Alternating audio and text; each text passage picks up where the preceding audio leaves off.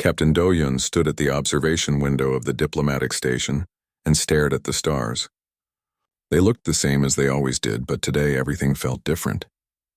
Today humanity would meet its first alien civilization, after 200 years of space travel, after colonies on Mars and Europa, after decades of searching the void.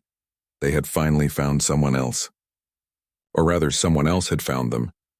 The station was massive, built by the Velthier collective thousands of years before humans even invented writing. It floated in neutral space between star systems, a place where species came to meet for the first time. The walls were smooth and crystalline, glowing with soft blue light. Everything felt ancient and important here. Do-yun touched the uniform on his chest. 3 golden stripes marked him as a captain in Earth's United Space Command. He was 42 years old, a veteran of the colony missions and someone who had spent half his life in space. But right now he felt like a child taking his first steps.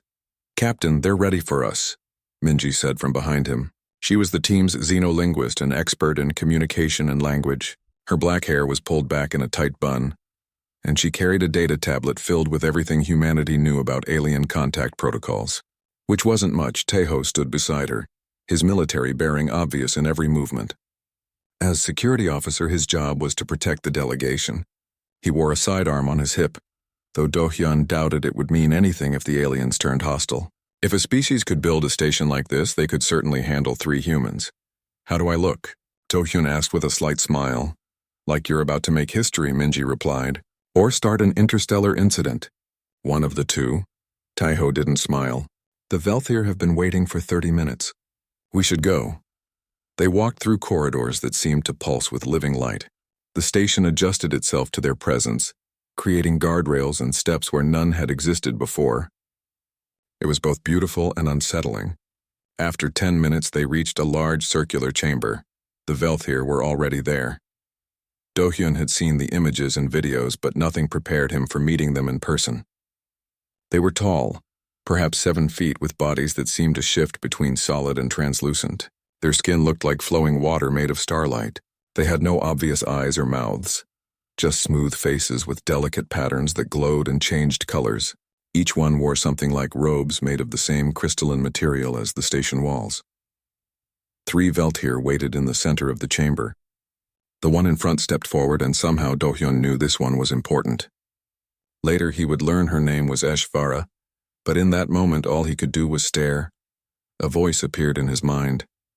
Not words exactly, but meaning that became words. "Welcome, humans. We are the Velthier Collective. We have waited long to meet your species." Minji gasped softly. Taeho's hand moved toward his weapon before he stopped himself. Do-hyun forced himself to breathe normally and speak out loud. "Thank you for inviting us. I am Captain Do-hyun of Earth. We are honored to be here." The colors on Eshvara's face rippled. Was that a smile? "You speak with your mouth. How strange and charming. We have met 47 species since we came to the stars. All have joined our collective in peace and cooperation. We hope to learn from you," Do-hyun said carefully. "And you shall. But first there is a tradition. A necessary step." Eshvara moved closer and her 2 companions followed. "We are telepaths, Captain Do-hyun. We communicate through thought and touch. Before any species joins the galactic community, they must undergo what we call the truth reading." Minji stepped forward. "A truth reading? What does that involve?" "We touch your mind," another Velthier explained, its mental voice softer than Eshvara's. "We see your intentions, your nature, your capacity for peace or violence. It is how we maintain harmony across thousands of worlds. Every species that has reached the stars has passed this test." "What happens if we fail?" Taeho asked, his voice hard. The Velthier were silent for a moment. Then Eshvara spoke again. "In 47 first contacts across 12,000 years, no species has failed. When a civilization develops space travel, it has already evolved beyond primitive aggression. You would not be here if you were not ready."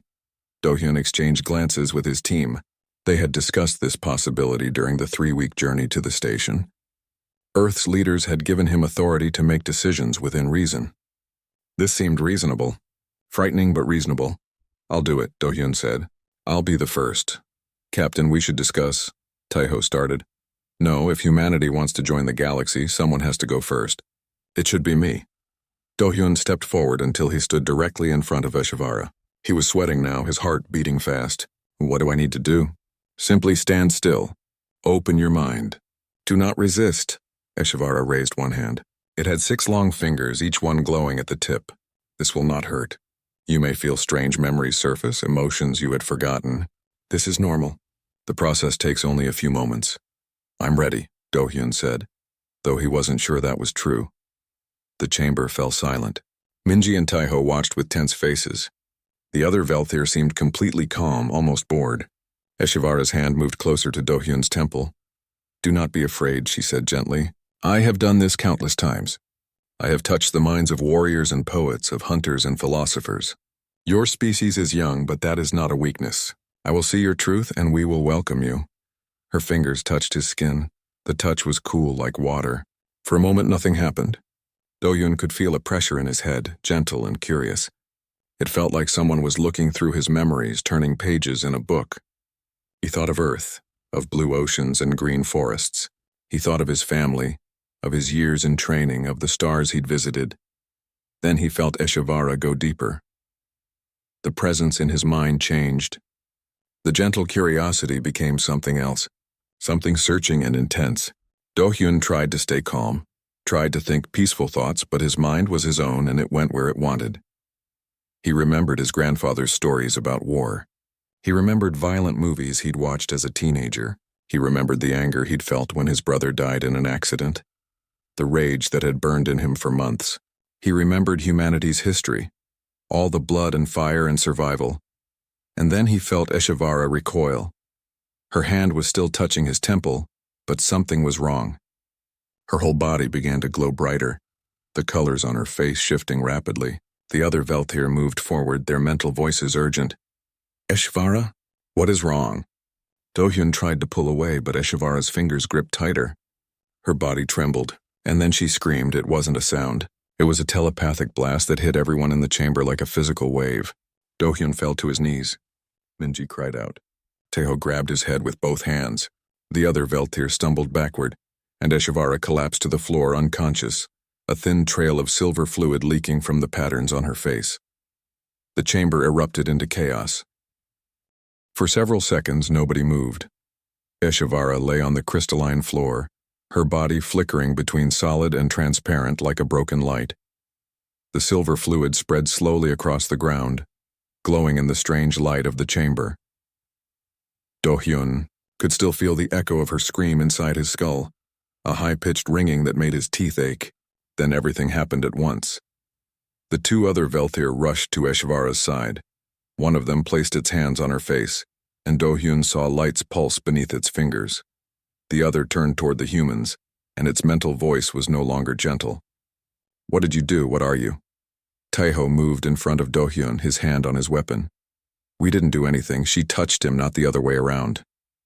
Captain, are you hurt? Minji knelt beside Do-hyun and helped him stand. His legs felt weak, and his head was pounding. Can you hear me? I'm fine, Do-hyun managed to say. I think. What happened? More Velthir entered the chamber, at least a dozen of them. They moved quickly but smoothly, surrounding the fallen Eshvara. Some carried devices that Do-hyun didn't recognize. Others simply stood with their hands raised, and he could feel pressure building in the air, like before a lightning storm. One of the new arrivals, taller than the others with patterns that glowed a deep purple, approached the humans. Its mental voice was cold and hard. You will come with us now. We need to contact our ship, Taeho said firmly. Earth needs to know what happened. You will come with us, the Velthir repeated. Or you will be forced. Choose quickly. Do-hyun put a hand on Taeho's shoulder. Stand down. We'll cooperate. He looked at the tall Velthir. But I'm telling you again, we didn't attack her. I don't even know what happened. One moment she was reading my mind. The next, she was screaming. That is what we will determine, the Velthir said. Follow. They were led out of the chamber through different corridors than they had entered. 6 Velthir surrounded them, maintaining a distance of exactly 10 feet at all times. Nobody spoke, either out loud or telepathically. The silence felt heavy and dangerous. After several minutes, they reached a smaller room with 3 chairs that rose from the floor as they entered.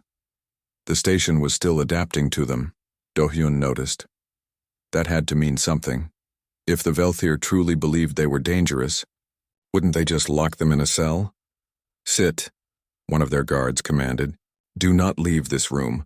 Do not attempt to communicate with your vessel. Food and water will be provided. The door sealed behind the Velthir, and suddenly the 3 humans were alone. Taiho immediately began examining the walls, looking for weak points or surveillance devices. Minji sat down heavily, her hands shaking. What just happened? She whispered. Do-hyun, what did you think about? What did she see? Do-hyun sank into one of the chairs.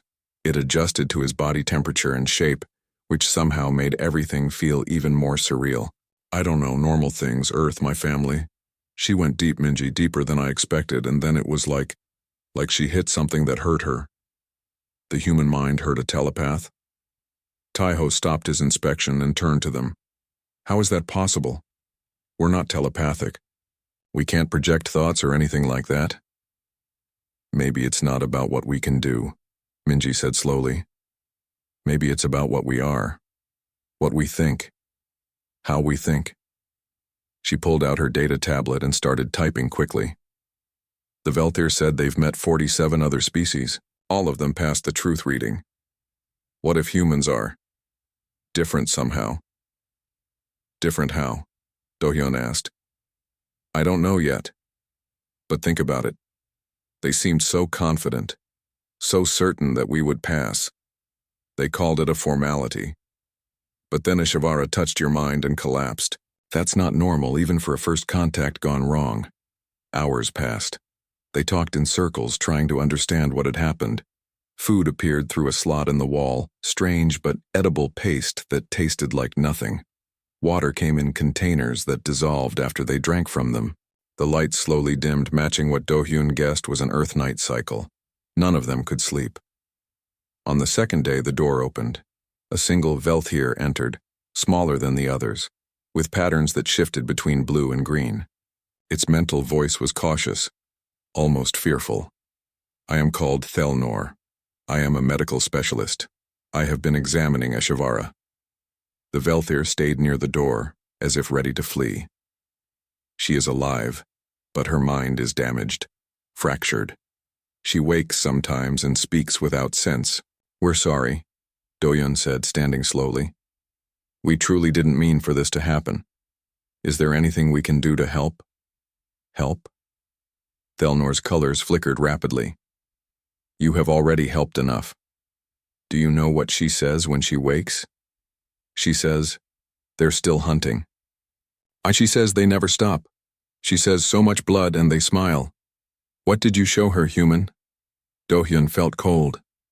I didn't show her anything. She was reading my mind, my memories, my thoughts. Exactly, Thelnor said. And what are your thoughts? What are human thoughts? The Velthir took a step closer, though it still maintained distance. We have examined your broadcasts, your history files, your entertainment. We are trying to understand. But the more we learn, the less we comprehend. Minji stood up carefully. What do you want to know? Why do you remember violence so clearly? Why do your stories celebrate war? Why do you create art from suffering? Thelnor's mental voice rose with each question. Every other species we have met evolved as prey animals or peaceful gatherers. They fought, yes, but only when necessary. Only for survival. You fought for land, for resources, for ideas, for revenge, for sport. We're not just violent, Do-hyun protested. We also create beautiful things. We help each other. We sacrifice for strangers. Didn't Ishivara see that? She saw everything, Thelnor said quietly. That is the problem. She saw your capacity for kindness and cruelty existing side by side. She saw memories of wars followed by memories of peace treaties. She saw you mourning your dead while planning your next battle. She saw contradictions that should not exist in a single mind, and it broke something inside her. Taiho crossed his arms. So what happens now? Do you send us home? Do you destroy Earth before we infect the galaxy with our contradictions? The Council debates exactly that question, Thelnor admitted. Some call for your immediate quarantine. Others call for worse. A few, like myself, argue that we should try to understand before we judge. And what do you think? Minji asked softly. Thelnor's colors dimmed until it was almost hard to see in the lowered light. I think you frighten me. I think Eshvara's reaction was not an accident or a mistake. I think she saw the truth of humanity, and the truth was too terrible for her mind to hold. The Velthir moved toward the door. But I also think that if we destroy you out of fear, we become the very thing we claim to stand against. So I will study your species. I will try to understand. And I will argue for your lives at the council meeting. When is the meeting? Dohyun asked. It has already begun. They have been debating for 2 days. Thelnor paused at the doorway. Tell me honestly, human. If you could change what you are, would you? If you could remove the violence, the aggression, the darkness Eshvara saw, would you? Dohyun thought about his grandfather who fought in wars he didn't choose, about his mother who worked 3 jobs to feed her children, about humanity clawing its way from caves to stars through sheer stubborn refusal to give up, about all the blood and all the beauty mixed together into something complicated and real. No, he said finally. We are what we are, and we're still learning what that means. Thelnor left without another word, and the door sealed once more. Outside in a chamber the humans could not see, the Velthir Council continued their debate about the fate of Earth and everyone on it. On the 5th day of confinement, the door opened and a human walked in. Dohyun jumped to his feet. Jinho, what are you doing here? Jinho was older than the others, maybe 50, with gray in his hair and deep lines around his eyes. He wore civilian clothes with an Earth Medical Service badge on his chest. He set down a large case and smiled tiredly. The Velthir asked for a human psychologist. Apparently they're having trouble understanding why Eshvara keeps having nightmares about us. He looked around the room. Nice place. Very minimalist. Are they treating you okay? We're alive, Teho said flatly. That's about all I can say for it. Well, that's better than the alternative they're considering. Jinho sat down and opened his case, pulling out a data pad. I've been briefed on what happened. I've also been allowed to review some of the Velthir's findings about human psychology. It's concerning, Minji leaned forward. Concerning how? Concerning in that they literally cannot comprehend how our minds work, Jinho said. He pulled up a file on his pad. Let me explain what I've learned about the Velthir and the other species in the galactic community. Every single one of them evolved from prey animals or peaceful herd creatures. Their survival strategy was cooperation, hiding, and group harmony. They developed intelligence as a way to avoid conflict, not win it. And humans? Dohyun asked, though he thought he knew the answer. We're apex predators who happen to get smart. We're pack hunters who learn to use tools and fire. Our survival strategy was to chase down prey until it collapsed from exhaustion, then work together to kill it. We're the first species the Velthir have met that evolved to hunt rather than hide. Teho nodded slowly. That's why they're scared. Terrified is more accurate, Jinho said. When Eshvara touched your mind, Captain, she didn't just see your memories. She experienced human consciousness from the inside, and human consciousness is built on predator psychology. We track threats. We remember every danger. We plan for violence even when we're at peace. It's literally how our brains are wired. But we're not mindless killers, Minji protested. We build civilizations. We have art and music and philosophy. We help each other. Yes, and that's what really broke Eshvara's mind, Jinho said grimly. The Velthir can understand violence. They can understand cooperation. What they can't understand is how we do both at the same time, how we can love our families while hating our enemies, how we can create beautiful art and terrible weapons using the same hands, how we hold contradictory thoughts in our heads without going insane. He pulled up another file, and Dohyun saw images of Earth's history, wars and peace treaties, hospitals and battlefields, scientists and soldiers. From their perspective, we're impossible. We're a species that should have destroyed itself long ago.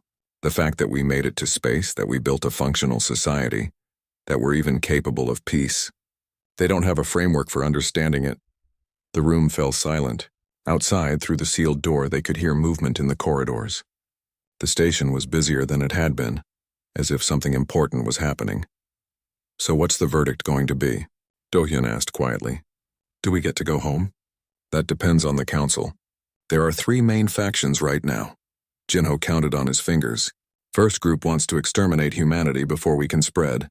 They think we're too dangerous to exist. Second group wants to quarantine Earth, seal off our solar system and make sure we never leave. Third group, much smaller, thinks we might be valuable somehow." "Valuable how?" Taiho asked suspiciously. "They're not sure, but Thelnor, the medical specialist, has been arguing that human psychology might be exactly what the galaxy needs. Apparently the Velthir Collective has been at peace for so long that they've stopped growing. Stopped innovating. They solve problems through consensus and harmony, which works, but it's slow. Sometimes deadly slow." Minji stood and walked to the wall, pressing her hand against the smooth crystal. "So we're either monsters to be destroyed or tools to be used. Great options." Before anyone could respond, the door opened again. 3 Velthir entered, led by Thelnor. The medical specialist's colors were muted, almost gray. "The council has made a decision," Thelnor said without preamble. "But first they wish to conduct one more test." "What kind of test?" Do-hyun asked warily. "Another truth reading. But this time with preparation. With a telepath who knows what to expect." Thelnor's patterns flickered nervously. "I will be the one to read a human mind. If I survive the experience with my sanity intact, the council will allow humanity into the galactic community under strict conditions. If I do not..." The Velthir trailed off. "What happens to us if you don't?" Taiho demanded. "Then humanity will be classified as a threat species. Your solar system will be surrounded by warning beacons. Any ship that tries to leave will be destroyed. Earth will be alone forever." "That's not fair," Minji said angrily. "We can't help how we evolved. We can't change what we are." "Neither can we," one of the other Velthir said coldly. "We cannot allow a predator species to roam the galaxy freely. Not when we have thousands of worlds to protect." "I'll do it," Jinho said suddenly. Everyone turned to look at him. He stood up slowly. "I'll volunteer for the reading. I'm trained to control my thoughts, to guide mental processes. If anyone can get through this without traumatizing your telepath, it's me." "No," Do-hyun said. "I should do it again. I'm the captain. This is my responsibility." "With respect, Captain, you've already proven you can break a Velthir mind," Jinho said with a slight smile. "Let me try a different approach." Thelnor's color shifted to something almost like relief. "You would do this?" "Knowing what happened to Eshivara? I would. But I have conditions." Jinho crossed his arms. "First, you prepare yourself properly. Study human psychology. Understand what you're going to experience before you experience it. Second, the other humans stay safe regardless of what happens. Third, if this works, you actually give us a real chance. Not just quarantine with different words." The 3 Velthir consulted silently, their colors flickering in patterns too fast to follow. Finally, Thelnor spoke. "We agree to your conditions. The reading will take place in 3 days. That will give me time to prepare, and to say goodbye to my family in case this goes badly." "It won't," Jinho said with more confidence than Do-hyun felt. "I've spent 30 years helping people navigate their own minds. I can help you navigate mine." After the Velthir left, Do-hyun grabbed Jinho's arm. "Are you sure about this? You saw what happened to Eshvara. She's still not recovered." "I'm sure," Jinho said calmly. "And I'll tell you why. Because if we fail this test, humanity gets locked in a cage forever. We'll be the scary monsters that the galaxy is too afraid to meet. Our children and their children will grow up knowing that the stars are full of life, but they'll never get to meet any of it. That's not the future I want. But if you fail, then I fail trying to build bridges instead of walls," Jinho interrupted. "That's very human, don't you think? Doing something risky because it might lead to something better?" Minji laughed, but it was a bitter sound. "Optimism in the face of terrible odds. Yeah, that's definitely human." The next 3 days passed slowly. The Velthir provided them with better quarters, actual beds, and even some entertainment files about galactic history. Do-hyun read about the 47 other species in the collective. Peaceful traders, gentle philosophers, harmonious builders. All of them had passed the truth reading easily because their thoughts were simple and clear, without the contradictions that made humans human. Jinho spent most of his time in meditation, preparing himself mentally. He practiced guiding his thoughts, creating pathways through his memories that would be easier for Thelnor to follow. He was calm, focused and completely terrifying in his confidence. On the morning of the third day, Thelnor returned. The Velthir looked smaller somehow, as if the weight of what was about to happen had physically compressed it. "I am ready," Thelnor said quietly. "Are you?" Jinho stood. "I am. Let's show your council what humanity really is. Not just the violence and contradictions, but also the hope. The stubborn refusal to give up. The belief that understanding is possible even when it seems impossible. I hope you are right," Thelnor said, "because if you are wrong, this is the end for both of us." They walked together toward the council chamber with Do-hyun, Minji, and Taiho following behind. The fate of humanity rested on what would happen in the next few minutes, and neither species knew which way it would fall. The council chamber was enormous, far larger than the room where Eshvara had collapsed. Hundreds of Veltir filled the space, arranged in circular tiers that rose toward a domed ceiling. Their combined glow made the chamber bright as day. At the center stood a platform where Jinho and Thelnor would perform the reading. But first, the council wanted to hear arguments. Do-hyun and his team were led to a designated area near the platform. To their surprise, 3 more humans were already there. One was Yuna, a biologist from the Mars colonies. The other 2 were specialists Do-hyun didn't recognize, but their Earth uniforms marked them as part of the diplomatic mission. "They brought reinforcements," Minji whispered. "That's either a good sign or a very bad one." A Veltir at the highest tier raised its hands and silence fell across the chamber. Its mental voice boomed through everyone's minds. "We gather to decide the fate of species number 48, the humans. They have failed the truth reading in a manner unprecedented in our history. Today we will hear evidence and arguments before the second reading commences." Another Velthir, this one with deep red patterns, stepped forward. "I speak for the extermination faction. These creatures are not like us. They are not like anyone we have ever met. They are predators who learn to think, and that makes them more dangerous than any mere animal. We have seen inside their minds. We know what lurks there." The red Velthir projected images into the air above the platform. Scenes from Earth's history appeared, massive and unavoidable. Wars, weapons, cities burning. Do-hyun felt sick watching his own species' mistakes displayed for judgment. They fight constantly. They kill for reasons we cannot comprehend. Land, religion, resources they don't even need, pride, revenge. Sometimes they kill simply because they enjoy it. The red Veltir's voice grew harder, and yet they also love. They also cooperate. They are a paradox that should not exist. I argue that this paradox makes them unstable, unpredictable, too dangerous to allow into our peaceful galaxy. The chamber filled with murmurs of agreement. Many Velthir changed their colors to match the red speaker's pattern, showing support. Then a different Velthir stepped forward, this one pale blue. "I speak for the quarantine faction. We need not destroy them, simply contain them. Let them have their world, their solar system, but seal them away from the rest of us. Place warning beacons. Monitor them. Perhaps in 10,000 years they will evolve beyond their violent nature. And if they don't, someone challenged, then our descendants will face that choice. But we will not have blood on our hands. We will have given them a chance, even if it is a limited one." More agreement rippled through the chamber, though less enthusiastic than before. Do-hyun realized that many Velthir were truly struggling with this decision. They wanted to be fair, but they were terrified.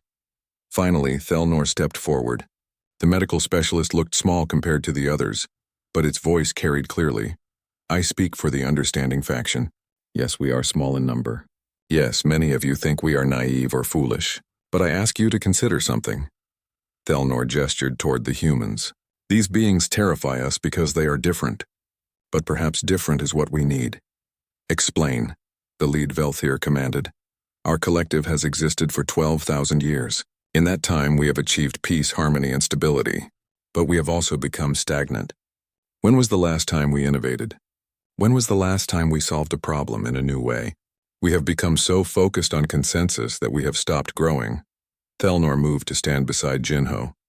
"Humans grow through conflict. They learn through struggle. They adapt because they must. Yes, they are violent. Yes, they are contradictory, but they are also creative in ways we have never imagined. They are survivors, and perhaps a species that knows how to survive is exactly what we need as partners, not as prisoners." The chamber erupted in debate.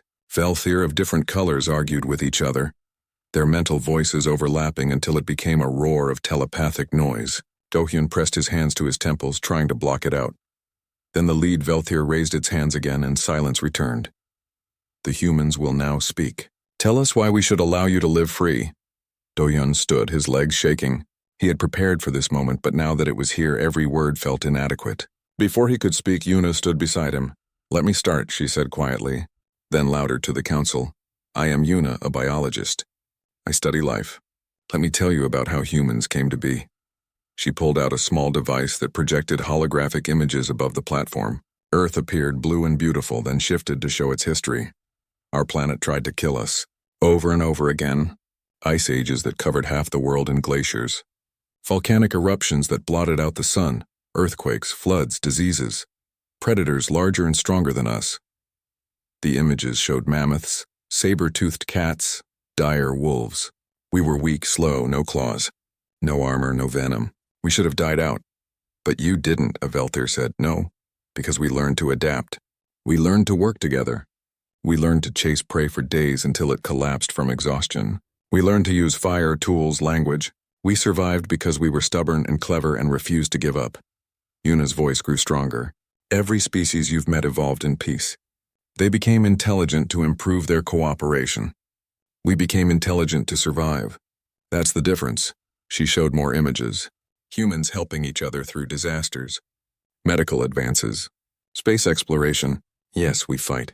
Yes, we're violent, but we also built civilizations in deserts and jungles and frozen wastelands. We turned caves into cities. We went to the moon with computers less powerful than your data tablets. We did the impossible because we didn't know it was impossible. Tejo stood next. I'm a soldier. I've trained my whole life to fight. But do you know what military training really teaches us? Discipline, teamwork, sacrifice, the willingness to die so others can live. You look at our warriors and see killers. We look at them and see protectors. He pulled up different images. Soldiers building schools. Peacekeepers helping refugees. Military units responding to natural disasters. We don't fight because we love violence. We fight because we love what we're protecting. Our families. Our homes. Our future. That's not evil. That's love with teeth. Minji was next. I study language and culture. I've spent years learning how different human societies communicate. And do you know what I've found? Every culture, no matter how violent their history, has words for peace, for kindness, for mercy. We dream of a better world even while we struggle in this one. We tell stories about heroes who choose compassion over cruelty. We're not good or evil. We're both constantly choosing which path to take. Finally, Dohyun spoke. You asked why you should let us live free. I'll tell you. Because we're not finished growing. We're still learning what it means to be human. 1,000 years ago, we thought slavery was normal. 500 years ago, we thought war was glorious. 50 years ago, we almost destroyed ourselves with nuclear weapons. But we learned. We changed. We chose a better path. He looked around at the hundreds of Velthir watching him. You've had peace for 12,000 years. That's beautiful. That's incredible. But we've only had real peace for a few hundred years. We're still figuring it out. We make mistakes. We have setbacks. But we keep trying. And maybe that's what you need. Not a species that has all the answers, but a species that's still learning to ask better questions. The chamber fell silent. Then the red Velthir spoke again. Beautiful words. But words are easy. Actions matter. You say you're learning, but your history shows endless cycles of violence and peace, violence and peace. What proof do we have that this time is different? You don't, Jinho said, stepping forward. That's the point. You can't know our future any more than we can. But you can look at our trajectory. We went from tribes to cities to nations to a united planet. Each step was hard. Each step took centuries. But each step was in the direction of more cooperation, not less. We're not perfect. We never will be. But we're better than we were and we'll be better tomorrow than we are today. Enough, the lead Velthir said. We have heard arguments. We have seen evidence. Now we will see truth. Thelnor, if you are truly committed to this path, step forward. Human Jinho, join him. Let us discover once and for all what humanity truly is. Jinho walked to the center of the platform. Thelnor followed. They stood facing each other, and Dohyun could see both of them trembling slightly. Before we begin, Jinho said loudly, I want everyone here to understand something. What you're about to see isn't pretty. Human minds are messy, contradictory, sometimes violent. But they're also full of hope and love and stubborn determination. Don't judge us by our worst moments. Judge us by what we choose to do with them. Thelnor raised its hand. I am ready. I have studied your species. I have prepared my mind. I know what to expect. Or at least I hope I do. Just remember, Jinho said softly, we're more than the sum of our fears. Look for the light, not just the shadows. Thelnor's hand moved toward Jinho's temple. The entire chamber held its breath, and then the Velthir's fingers made contact with human skin. For the first few seconds, nothing visible happened. Thelnor's hand rested against Jinho's temple, and both of them stood perfectly still. The Velthir's colors flickered gently, shifting through soft blues and greens. Jinho's eyes were closed, his breathing slow and steady. Dohyun watched from the side, his fists clenched so tight his nails cut into his palms. Beside him, Minji held her breath. Taeho's hand hovered near his weapon, though what good it would do against hundreds of telepaths was anyone's guess. Then Thelnor's colors began to change more rapidly. Blue to green to yellow to orange, the Velthir's body tensed and a low hum filled the chamber. Other Velthir leaned forward, their attention fixed on the reading. Jinho spoke, his voice calm and measured. I'm showing you my childhood. Growing up in Seoul, playing with friends, learning to read. My mother teaching me to cook. My father taking me to museums. Do you see? These are good memories. Happy memories. Thelnor's mental voice came through, strained but controlled. I see them, but I also see shadows. Fear of punishment, anger at classmates, jealousy of your brother. Yes, Jinho said, because human children feel all of those things. Love and anger together, joy and sadness. We don't have simple emotions. We have complicated ones, but that's okay. That's normal for us. Keep going deeper. Don't be afraid. The colors shifted faster. Red began to mix with the other hues. Thelnor trembled, but didn't pull away. I see war, soldiers dying, cities burning. Why do you remember these things? These aren't your memories. They're from history class, Jinho explained. From documentaries. From stories my grandfather told me. Humans remember violence even when we don't experience it personally. We study it. We teach it to our children, not because we love it, but because we're afraid of repeating it. That makes no sense, Thelnor said, but its voice was curious now, not frightened. If violence troubles you, why not forget it? Because forgetting means repeating. We remember so we can choose differently. Go deeper. See what I do with those memories? The red in Thelnor's colors grew stronger, but now gold began to appear as well. A warm, hopeful gold. You're showing me patience, people you've helped? Yes, people suffering from trauma, from grief, from anger they couldn't control. I spent 30 years helping them find peace. Every one of them had darkness in their past. Every one of them learned to live with it, not let it control them. That's the human story, not the absence of darkness, but the choice to walk toward light anyway. The chamber was completely silent now. Every Veltir watched the reading, many of them beginning to glow with that same golden color. They were seeing what Thelnor saw, feeling what Thelnor felt. Show me more, Thelnor said. Show me the contradiction that broke Eshivara. Jinho's face tightened slightly, but he nodded. Okay, I'm thinking about my brother now. He was a soldier. He fought in the resource wars on Mars. He killed people. I know he did. He came home different, harder, but also kinder somehow. Like he'd seen the worst of humanity and decided to be the best of it instead. How can killing make someone kind? It can't. But surviving killing can make someone value life more. Seeing death can make someone appreciate living. My brother spent his last years teaching refugee children. He built schools. He protected the weak. The violence didn't make him good. But what he chose to do after the violence, that made him a hero. Thelnor's entire body was glowing now, cycling through every color. I'm seeing your whole species. Through your memories, I'm seeing millions of stories, billions of choices. You carry all of human history in your mind and it doesn't destroy you. How? Because we accept contradiction, Jinho said simply. We don't try to be perfect. We try to be better. We don't try to eliminate our darkness. We try to balance it with light.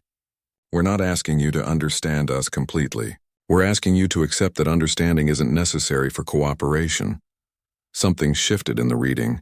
The colors stabilized, settling into a beautiful mixture of blue and gold.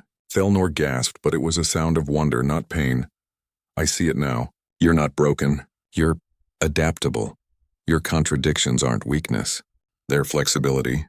You can be fierce and gentle, violent and peaceful, selfish and selfless, not because you're confused, but because you can choose which face to show based on what's needed. Exactly, Jinho said softly. We're survivors, and survivors need to be many things. But Ishvara wasn't prepared. She expected simple thoughts like the other species. When she found complexity, it overwhelmed her. You were ready for it. You understood that different doesn't mean wrong. Slowly, carefully, Thelnor withdrew its hand from Jinho's temple. Both of them swayed slightly, exhausted from the effort. But both were smiling. Well, Jinho was smiling. Thelnor's colors had settled into a warm, peaceful pattern that Dohyun was learning to read as contentment. I have seen the truth of humanity, Thelnor announced to the council, its mental voice clear and strong, and I have survived. My mind is intact. My sanity is preserved. What I learned is this. Humans are not monsters. They are simply the galaxy's first species to evolve through conflict rather than avoid it. They are predators who learn to think and choose, and their ability to choose is their greatest strength. The red Velthir from earlier stepped forward. But can we trust their choices? What stops them from choosing violence? The same thing that stops them from choosing kindness, Thelnor replied. Nothing. And everything. They are not ruled by instinct like animals. They are not bound by consensus like us. They decide moment by moment who they want to be. That is terrifying, but it is also magnificent. Another Velthir spoke up. What happens when they choose wrong? When they choose violence? Then they face consequences. They learn. They adapt. They change. Thelnor moved to stand beside the humans. I propose a different path than extermination or quarantine. I propose partnership with conditions. Let them join the collective. But let them prove themselves through actions, not just words. Give them tasks, test them. Let them show us who they choose to be. The debate that followed lasted hours. Velthir of every faction argued their positions. Some remained convinced that humans were too dangerous. Others saw potential. Slowly, gradually, the chamber's consensus began to shift. Finally, the lead Velthir called for silence once more. We have deliberated. We have seen evidence from both sides. We have witnessed a successful truth reading. The council has reached a decision. Dohyun felt his heart stop. This was it. Everything humanity had worked for, everything they dreamed of came down to this moment.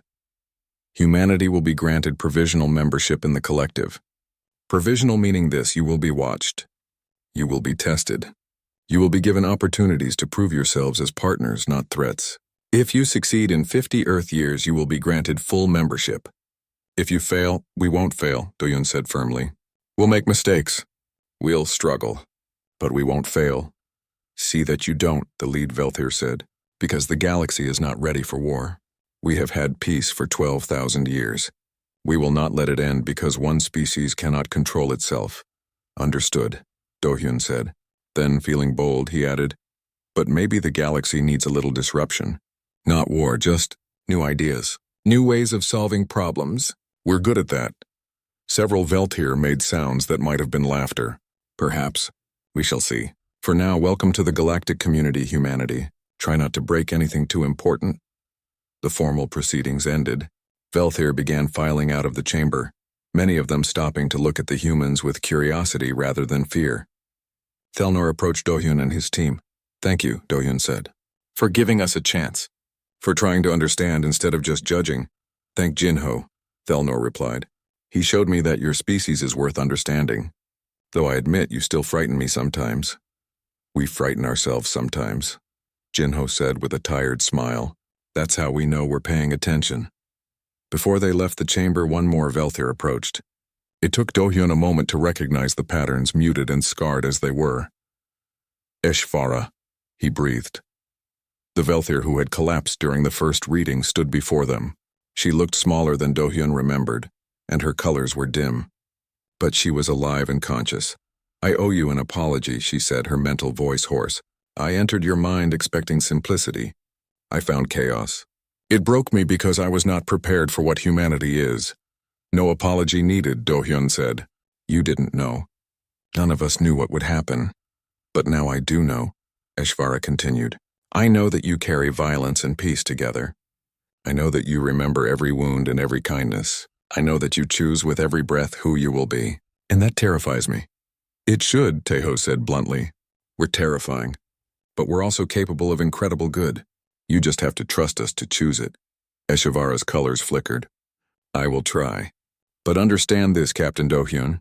Humanity has been given a chance that no other species would have received. You failed the truth reading and survived. That alone makes you unique. Use that gift wisely. We will, Dohyun promised. We'll show the galaxy what humans can be when we choose to be our best selves. I hope so, Eshvara said, because if you don't, I will be the first to call for your quarantine. I have seen your potential for both creation